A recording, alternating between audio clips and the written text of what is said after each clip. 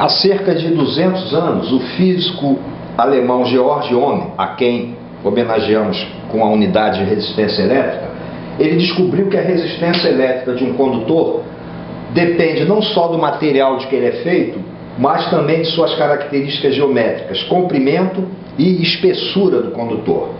E nós vamos tentar repetir a experiência dele aqui e esperando sempre que você faça também as suas previsões.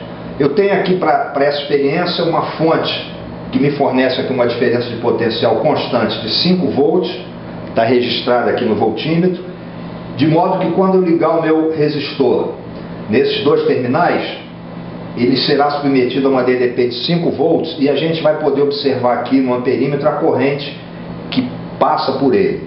E como você já sabe que corrente e resistência são inversamente proporcionais, ou seja, quanto maior a corrente que percorre um condutor, menor a sua resistência, a gente vai poder então analisar de que maneira esses fatores geométricos influem na resistência dele.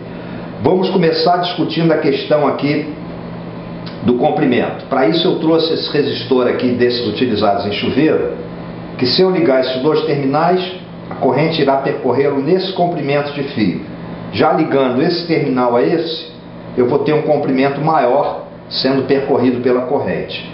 Iniciando com o comprimento menor de fio, você pode ver lá no amperímetro, eu vou fazer a leitura para você, que ele é percorrido por uma corrente de cerca de 0,11 amperes. E quando eu colocar o outro terminal, de modo que eu aumente o comprimento do condutor, o que você espera que aconteça? Vamos ver? Uma corrente menor, da ordem agora de 0,06 amperes, indicando então que quanto maior o comprimento, menor a corrente que percorre o condutor e, portanto, maior a sua resistência elétrica. E agora, para analisar o outro fator, que seria a espessura do condutor, eu trouxe aqui dois outros condutores de mesmo comprimento, mesmo material, apenas a diferença está na espessura do fio. Esse aqui é mais fino do que esse. Vamos iniciar então com o mais fino e observar a corrente que vai percorrer lá no amperímetro. Uma corrente de 0,2 amperes, percorrendo o condutor de menor espessura.